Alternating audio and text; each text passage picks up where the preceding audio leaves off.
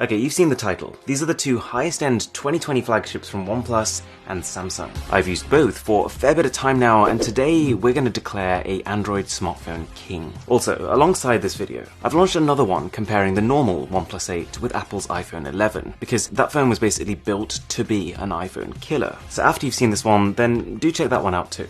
In case you were wondering, this is the package OnePlus sent out to me. It's the Media Kit, which has a few cool things inside. For starters, a beefy reviewer's guide. I'm talking a 60-page read over here, and two official cases. One is the sandstone bumper, which, I mean, it feels okay. Solid all-round protection with a textured finish on both the outside and inside, but it is just a sheet of plastic. The second, though, is the carbon bumper, which I think is slightly nicer. It's part TPU and part Kevlar. It still feels slim and light, but does have a nice matte finish on the outside, texture on the inside.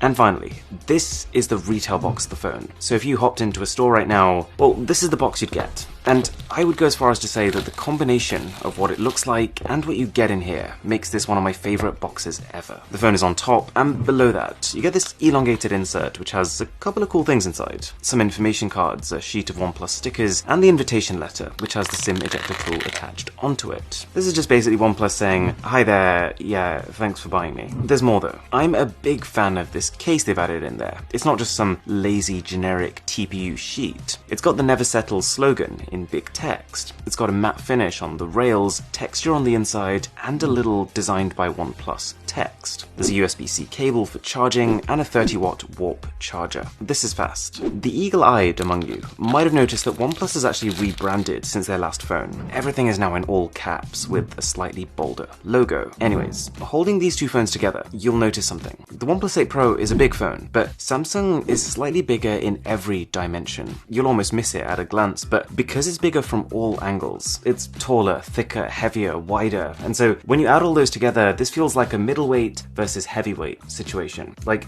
no one ever wants to drop their phone on their face when they're scrolling in bed at night, but I get the feeling that if you did do that with this phone, you'd be out for a few days. And as a result, almost by default, OnePlus is the more ergonomic, palm-friendly offering. But on top of that, its smaller dimensions are combined with a slightly curved back and a matte finish, if you go for the top-end model. This I'm a fan of. In the UK at least, the two colour options you get are glossy black and this greeny blue colour, bordering on being a little plain, but still, it's done well, and some colour is still better than no colour, like the Samsung, which comes in either black or this exciting grey colour. Oh yeah, and neither phone has a headphone jack, but OnePlus does have a dedicated slider for switching between ring, vibrate, and silent. The only real design negative for OnePlus is the enormous camera bump. It was pretty much my first observation when I took the phone out the box. But let's not forget, Samsung sticks out just as much, but it's wider too. If you're going to use a case, neither of these is a big deal, because they'll even out the back. But if you're going bare, the protrusions on either side are enough that you can't really use these phones sitting on a flat surface. Okay, anyways, the traditional OnePlus smartphone strategy has always been to cut a few corners, to make a phone that is nearly as good as the top-level flagship phones, but much cheaper. That's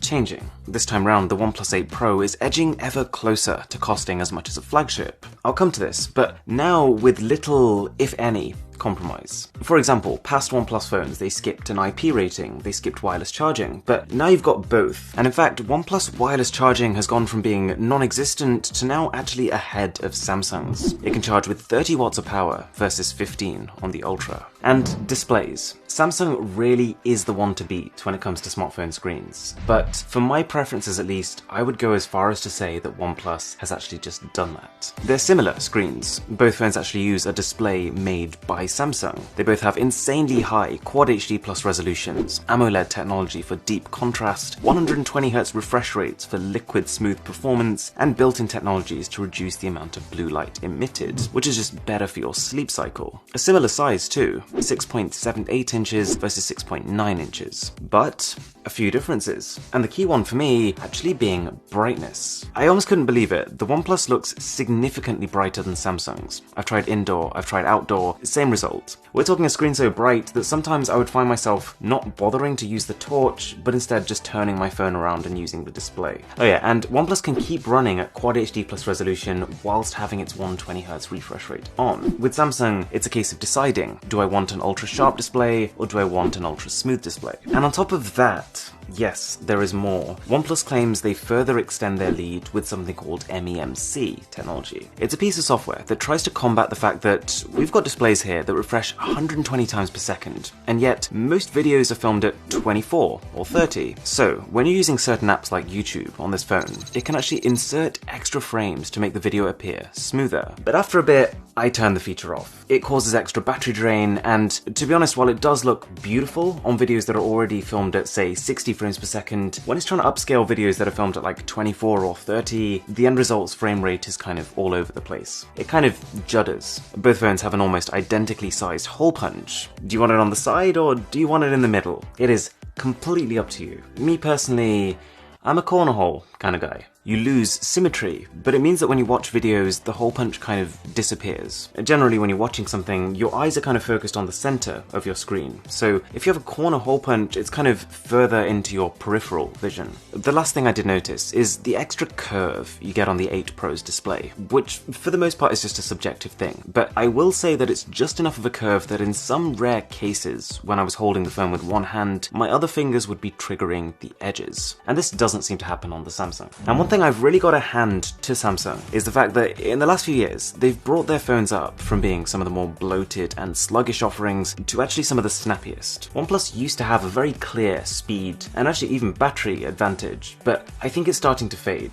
And let me be very clear, this is not a case of OnePlus getting slower by any stretch of the imagination. The 8 Pro is blistering fast. It's just a case that actually Samsung has caught up, and we're at a stage where I really can't tell much of a difference between them anymore. Both phones have those ultra-fluid 120Hz displays, and pretty much the best specs you can hope for. Top-end chipsets, a ton of RAM, up to 12 gigs on OnePlus and 16 on Samsung, and fast UFS 3.0 storage. The only caveat with the Samsung is, and we've gone through this, is the fact that there's 2 different versions of the phone depending on which region you're in. And long story short, if you get the Snapdragon version in your region, you're good to go. This is a really fantastically performing phone. But if you get the Exynos version, not so much. But the full detail is linked somewhere here, so you can check that out. I guess the point here is that no matter what region you're in, with the OnePlus you'll get the better Snapdragon chip. Even the speakers on the OnePlus are top level. This is another corner the company has historically cut, but not anymore. You get one on the front, one on the bottom. Vocals and instrumentals just sound so crisp. And I would say the volume is comparable between the two. So, at this stage it's starting to seem a little bit like a home run for OnePlus. It seems as if it does pretty much everything the S20 Ultra does, but just at least as good or better, and it's far cheaper. So, does the S20 Ultra even have a place? Well, the one area where I can see OnePlus has saved some money versus Samsung is the camera system. And so while Samsung has a massive 108 megapixel main sensor, OnePlus has a smaller 48 megapixel one. It's a new sensor, it's an improvement from last gen, but not as good as Samsung's. Samsung has a high-resolution telephoto camera that can do 10 times hybrid zoom. OnePlus can do 3 times hybrid zoom. And they both have pretty comparable ultra-wide cameras. But this is where it gets weird. These are both quad camera systems. Samsung's fourth is a time-of-flight camera to detect depth, but OnePlus's fourth is something called a color filter camera, or in other words, a camera that can view the world in a slightly different way. And I'll give it this, it has been fun walking around and just seeing how different normal day-to-day objects look. But honestly, I have really tried to give this thing a chance, and I just don't get it. It doesn't make any sense to me.